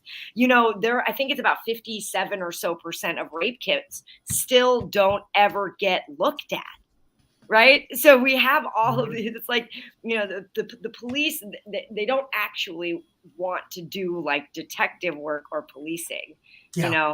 Somebody in our chat said, They just want to capture the future slaves or something like that. Yeah, Ilhanar. Oops, I mean criminals to protect property. Yep. There's another story I'm actually looking up also regarding volunteers that are now starting to patrol the CTA lines. I'm trying to pull that story up also in response to the fact that the police don't seem to be doing their jobs despite the inordinate amount of funding that's being shoveled into their operating budget. Volunteers patrolling trains Chicago. Let me see if I can pull that story. That'll come up. Volunteers, violence interrupters. Now this was from a week ago. Now this is from WGN News. Let me bring this up also, and then we'll go back to the Lincoln Park story. Stand by, and I'm sure we're going to get a commercial on the front end of this, so let me take us off until we see that video load. When a cold sore appears, of course. Use Quantum Health. When a cold sore appears. That's cold sore. Cold sore bandages. Hairpiece. Did you guys ever see that hairpiece website? I wish it still existed, but it doesn't. No, haven't seen that. It was a guy with I think it's Jamaican accent.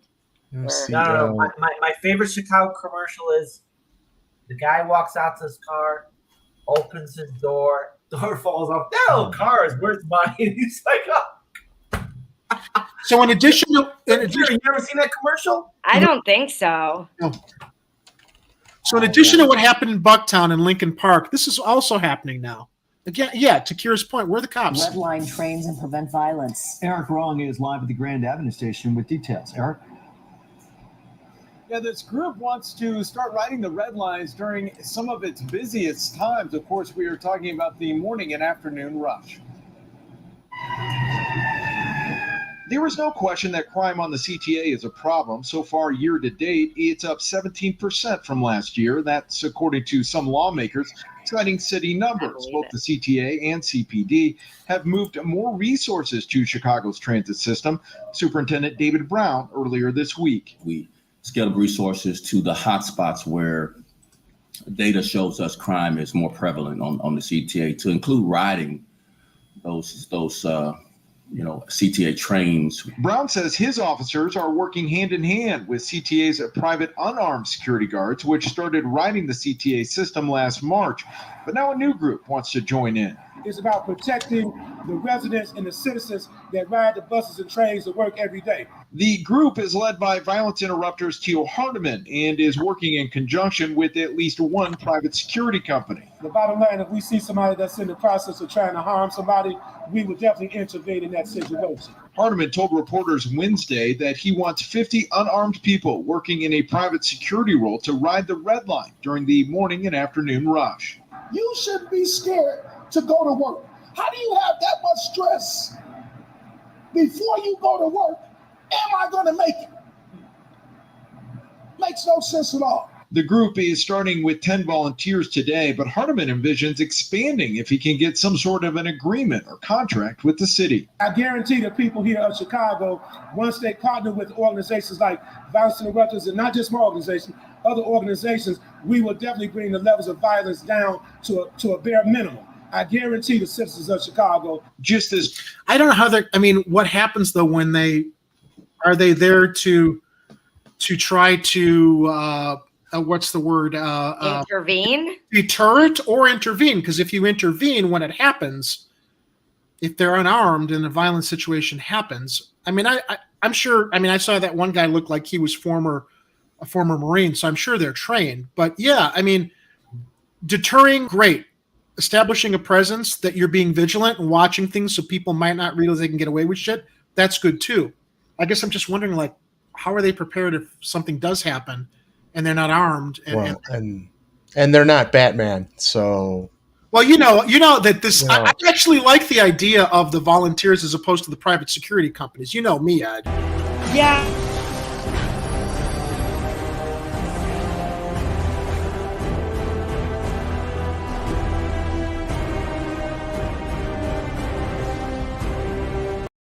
I want to see that all over the city. Yeah, I mean, I would probably be more That's the comfortable with that, difference. especially being that they are unarmed, right? I'm sorry, Carol, what was the first part of that? I would feel more comfortable with, with a presence on the train, especially if they were unarmed, versus a private company that I'm assuming is armed. Yeah, and you don't know who that private security company answers to. It's like, and some people might say, but the private security company is better trained. Yeah, but the citizens patrolling, trying to deter it, answer to each other. They answer to their neighbors, their fellow passengers. They're all the same people. It's just, some of the people that are there to deter it are, a little stronger, a little tougher, a little more intimidating. Intimidating. That's really, that's the big piece. Yeah, absolutely. The difference, Jerry, is that I'm not wearing hockey pads. Ilhanner says it's almost like people can take care of a problem. We don't need the cops. Right. It's crazy, isn't it? Well, it's almost like that, isn't it? Yeah. Yeah. Chicago didn't need rent relief. They need more tanks for CPD. That'll make things better. Robot dogs. We definitely needed. We needed an army of robot dogs. The robot dogs. Kit and I did a report on that once. No, Jerry. What we're gonna get an Ed 209. Yes, from RoboCop. Let's listen to the rest of this though about the guys on the trains. Then I'll finish up the story about Lincoln Park. This week, Senator Dick Durbin and Congressman Chuy Garcia urged the CTA in a letter to do more with federal infrastructure dollars to provide safety for passengers and employees. The CTA didn't specifically respond to questions about Hardiman's security team, but did say it had doubled its unarmed security team to 200 and plans to expand to 300 soon. The CTA also encouraged people to call 911 if they see a crime.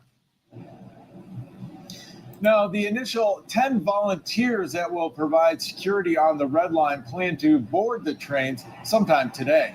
We're live in River North. I'm Eric Rowe. I mean, I think it's cool that citizens in the neighborhoods are taking it upon themselves to watch out and be vigilant for each other, as I like to advise, as safely as you can. I mean, we have to be paying attention and to what's going on. And as Kira said a moment ago, intimidate the intimidators. Let them know that they're being watched as well to try to prevent things from happening. Yeah, I do hope that the folks that are taking on that kind of responsibility are doing the appropriate level of training inside of de-escalation. Yes. And that sort of thing, especially if they're going to be unarmed. And I would also venture to say that they are taking care of themselves and their own mental health, because many of us do deal with trauma already, and to put yourselves in situations where there is danger or it could be a triggering situation could actually make a situation worse. So just hoping that anybody who does volunteer for a group like this is taking care of themselves as well. Going back to the Lincoln Park group and what Lightfoot said, we're not going to start because people can afford it, standing up a group of, well, I think I've said enough. There's a slippery slope here, and I'm very concerned. Alderman Michelle Smith's office of the 43rd declined to comment.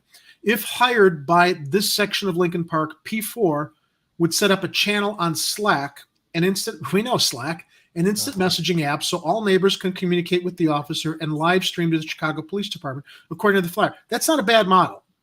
Admittedly, that's smart to be able to connect everybody so long as they know that Slack application and that communication is open to those security guards if they're going to be responsive. The effort is expected to cost $175,000 a year in addition to some one-time fees for setting the service up, according to the flyer. So far, neighbors have raised 35% of that cost, the flyer states. The neighbors behind the effort are asking for $1,200 per household to opt into supporting the service, according to the flyer. If you're able to contribute more or less, that's fine, the flyer states. If 75% of the funds are raised by April 30th, patrols could start May 15th. Now, I have a thought, though, about, okay, we set up the Slack application. We're all vigilant. We see something. We notify the patrol, the security guards, and they contact 911. So what's the point of contacting the security guards that are being paid a lot of money to contact the police department? And let me give you an example, which is going to sound silly, but it actually kind of is apropos here. When I go grocery shopping at a Walmart, and you always see the security guards in the parking lot in their cars, in their vehicles. Yeah. Every time I see some son of a bitch who's not disabled, without plates or a placard, park in a handicapped parking spot, they get out of the car. There's no invisible disability. They're just taking advantage of it. And I'm driving around the parking lot, 20 cars away to try to find a spot to park so I can get in the store on my crutches. I see those security guards and I go to them and say, that person, no plates, no placard, they're not disabled. Why don't you go talk to them or tell them to move? We'll call the police. This is Walmart security. They call the police, and by the time the police get there to ticket or tow the car, they're gone. This is what private security does. They sit there and they call the police. I think that private security in situations like that is really just there to stop shoplifters coming out of the store, and that's it. Yeah, that's it.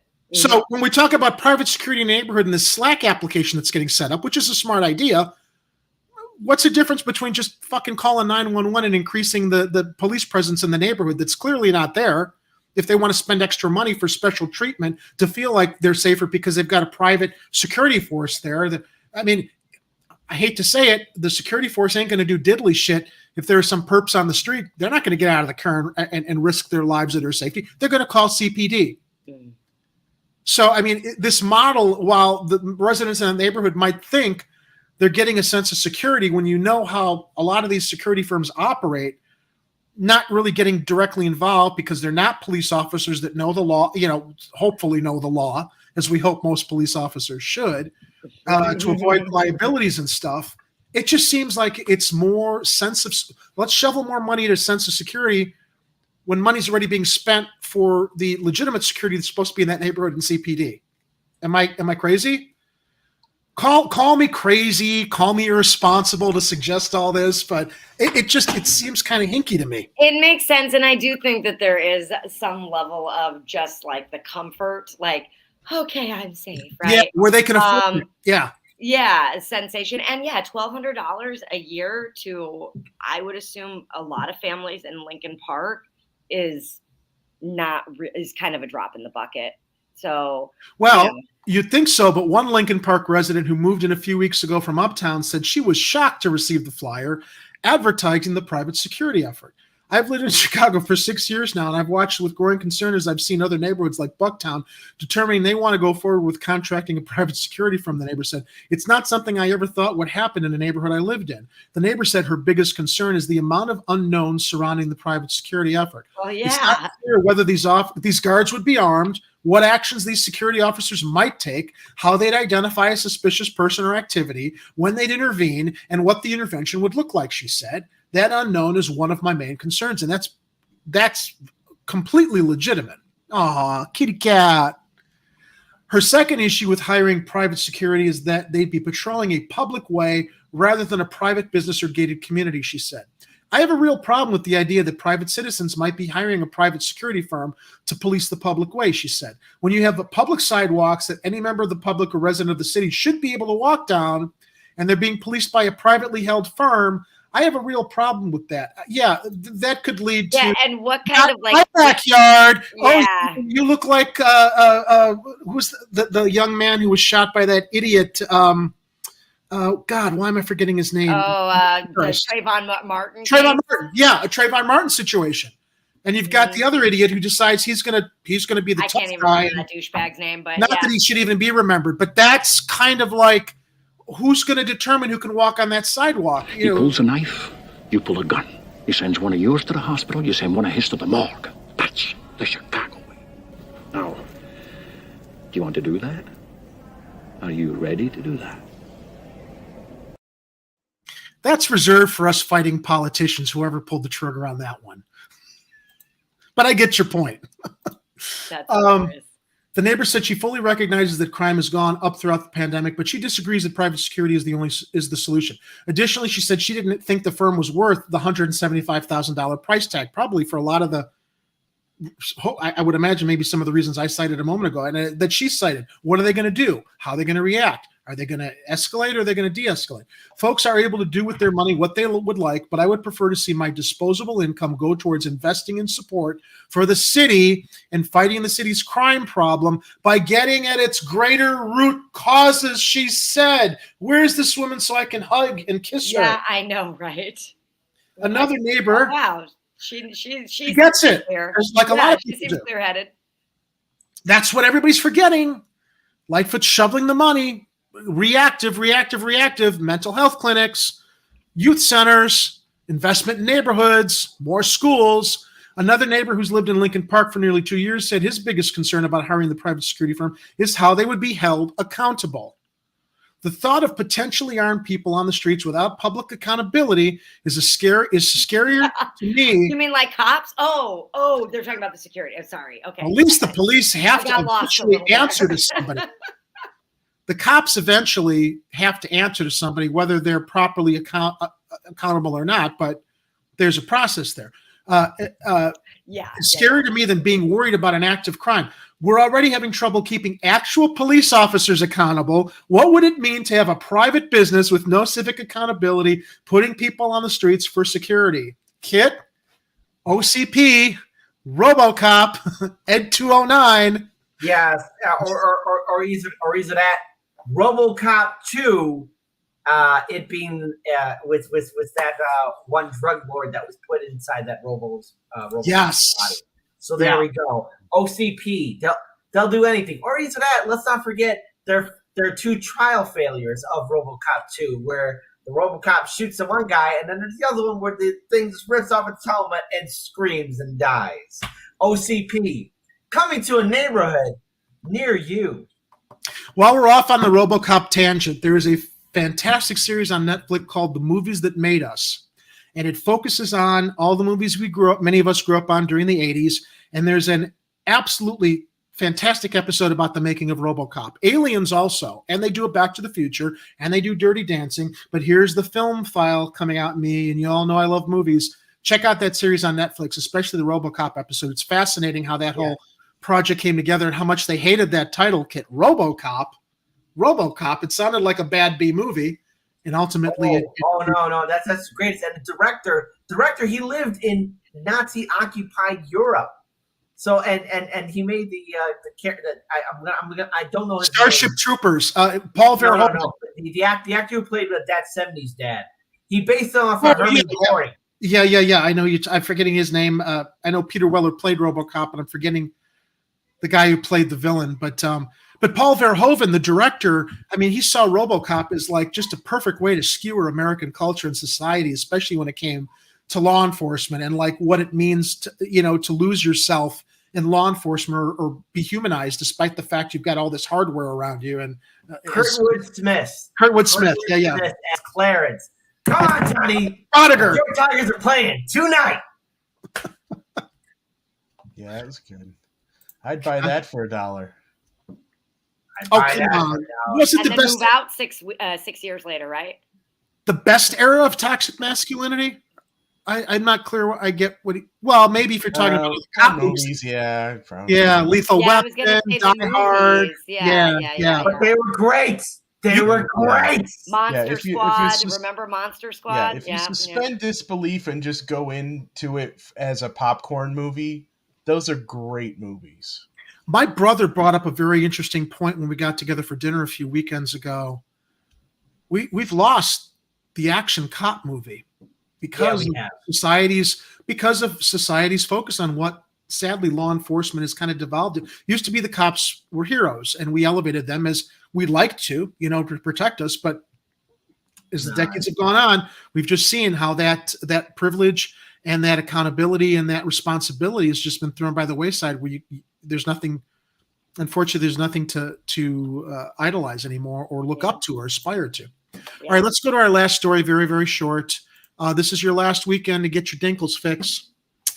This comes from Twitter. Dinkles is closing down. On behalf of Dinkles employees, I thank you for your business memories and good wishes. I'm truly appreciative and humbled. This comes from Dinkles Bakery on Twitter. On Friday and Saturday, the doors will close at 5 p.m. We will miss you. That comes from Norm Dinkle. Another Chicago institution. They close at 5 p.m. Tomorrow, and then it's over. It's, I guess, the guy was getting up there in age. His kids didn't want to take the business over, and and I'm sure there were economic conditions that might have contributed to the whole thing. But it's sad because, I mean, this bakery's been around forever. The stuff that they had there, it's classic bakery. I mean, what was it? I think, Jerry, you were showing me how there are a number of classic bakeries that were calling themselves the Dirty Dozen or something like that. I don't think I shared that with you. I don't remember. Somebody showed me. It was like they're like the Pentaveret of classic bakeries. Are they the bakery dozen or something like that? It might have been. Yeah. And there are really not that many old school, like 80 to 100-year-old bakeries left. But there are some where they're basically in a club. And I think Dinkles was one of them. Mm. And Kathy's taking the commentary that I was actually going to, so I'm gonna give Kathy a little cred. They should have made it a co-op. Yeah. I've been learning a lot about co-ops recently as a result of Hardlands Media, and that was the first thing I thought of when Jerry was explaining the reasons why Dinkles was closing. So yeah, that would be amazing if somebody would talk them into that, but it doesn't look like it's going to happen. Yeah.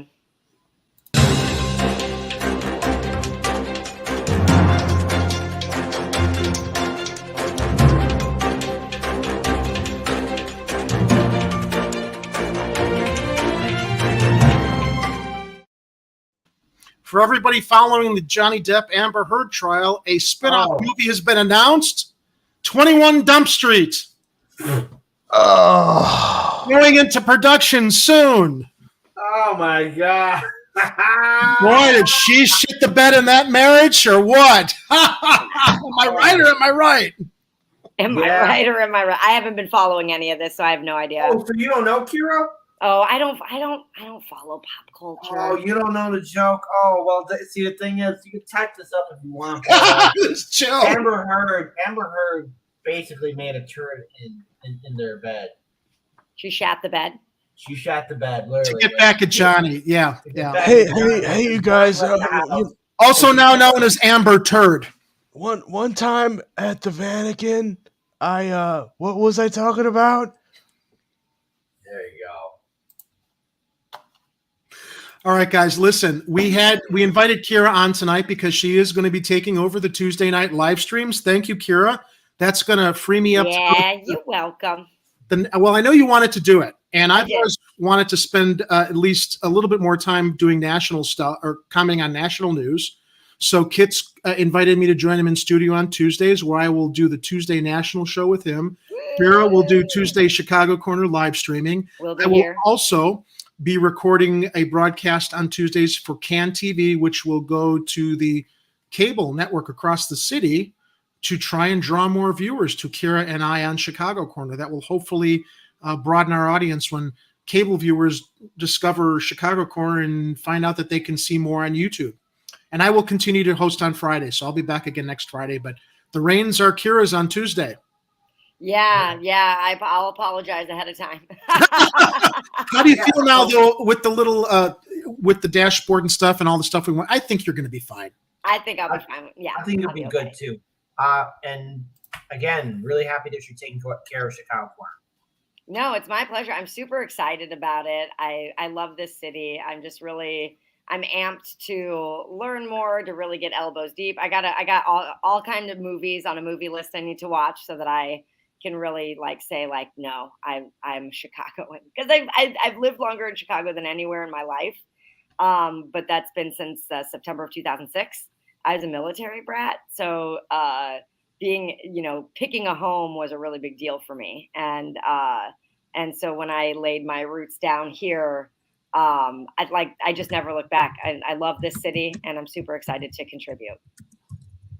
Kathy, there will not be a live chat on the CAN TV show. It's going to be pre-recorded and broadcast, but we will bring the CAN TV broadcast over to YouTube after it's exclusively premiered on CAN TV, whenever that is, and we'll post a schedule on the website. People will be able to find that.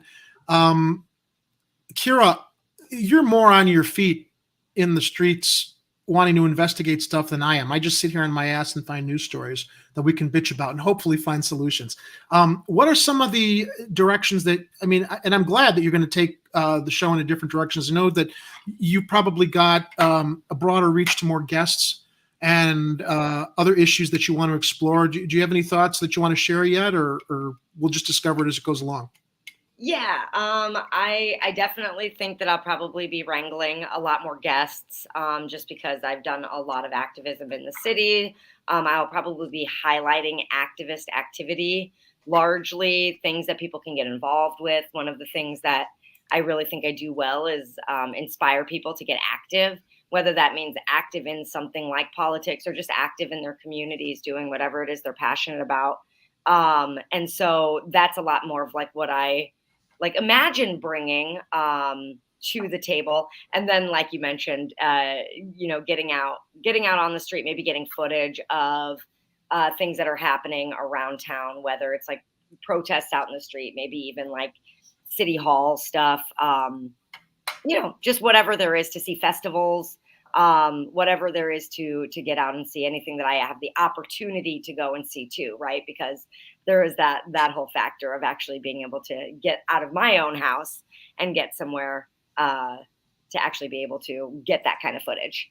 So that's what I imagine. That's what I imagine doing for now. I'm going to take it a little bit at a time. Tuesday's show is probably not going to be some incredible extravaganza of guests or whatever. So don't expect too much. But I'm very much a child-sized bites kind of a person. So I'll do a little bit at a time and just start bringing in elements that I think are needed and that I want.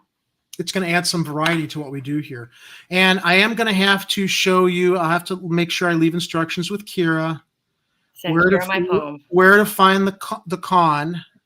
And, okay. And that's Lori Leprechaun. And I did get your poem, Kathy, but I haven't brought it up here. But I am the monkey to Kathy's organ grinder. So when Kathy demands that I dance and show her the leprechaun, I am obligated to do so. Is that me gold? What the hell are you? I'm a leprechaun, me dear. Here, this is what you're looking for, right? Look, my eyes starting help! I'm the leprechaun. Garth, I'm the leprechaun! Cool it, okay? I'm the leprechaun! Stop it, all right? Don't try and steal me pot of gold! No! Okay, I don't understand this comment. I don't understand this comment, and it troubles me, Kathy, because when you give a command, we respond. When it happens, I will unfriend the show. Kira, come out on May 7th for the nationwide action against CVS. Why would you unfriend the show, Kathy? Don't leave us. I'm not clear on what you mean by leaving the show. So I hope that we can resolve that so you stick around. But I'm happy to know that it does crack her up every time. Very good.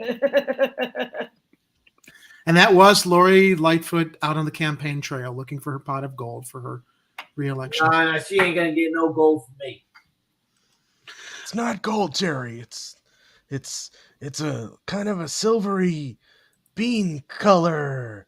I got nothing. I'm tired. Oh, she just clarified the live chat is her deal. Well, unfortunately, we can't broadcast live on CAN TV. It's just the way it is. If you ain't going to watch, you don't want to watch, go complain to them. We have no control over it. But you can always come back here for the live chat. That's not going away.